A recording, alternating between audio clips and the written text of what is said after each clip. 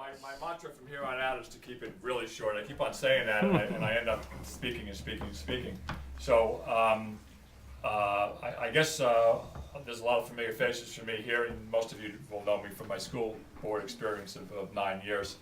I'm really honored to be able to have the opportunity to serve this village in a community that I've lived in for 26 years and have brought my family and raised my family here. So that's really I'm kind of one of those people that has a hard time saying no. So this idea was passed in front of me to see if I would be interested in serving as a village trustee, and I gave it a fair amount of thought, and I did a fair amount of homework internally to see if it was something that I would want to commit myself to. And certainly the end choice was the one I wanted to make, and I'm pleased to be able to do that. What I'm going to invite you to do, for those who I haven't had an opportunity to speak with or who I don't see in the street down by the school or on the ball fields or the gymnasiums where I coach, to have a few minutes to chat and ask me whatever questions you may want to ask me, or make any comments you may want to pass on to me, because I do value this as a learning experience for myself as well. And I'm going to tie that into what Mark said about the experience factor.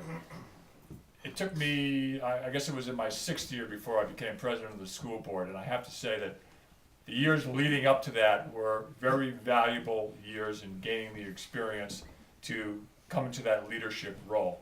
And to think that I'll be a newcomer all over again, and Carol, in spite of all the experience she's had in the village, we don't have that necessary experience to step into a leadership position. We need to be led a little bit. And I dare say, in due respect to Brian Maddox and to Kevin White as well, they've only had 1 year on, and I'm sure if you speak to them, they'll realize that they've also been through a learning curve, and they're learning as they go.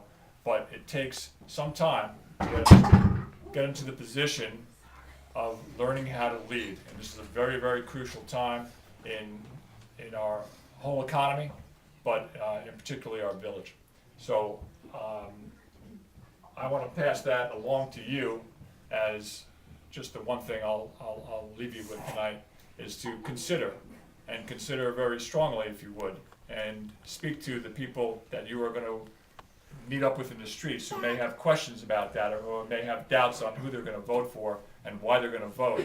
That we're at a very crucial time here, and we need the leadership of someone like Bob, aside from all his other attributes that he'll have a chance to address in his wealth of knowledge that he's garnished from his 6 years being as a village trustee and a deputy mayor, that this is the time to get someone in there who's going to be able to lead the village. So that's all I was saying. I want to say thank you very much to John and Nina for having us all over here. It's what a great Sea Cliff event, when we get everybody in a house like this on Valentine's weekend to come and meet with each other and learn a little bit more about each other.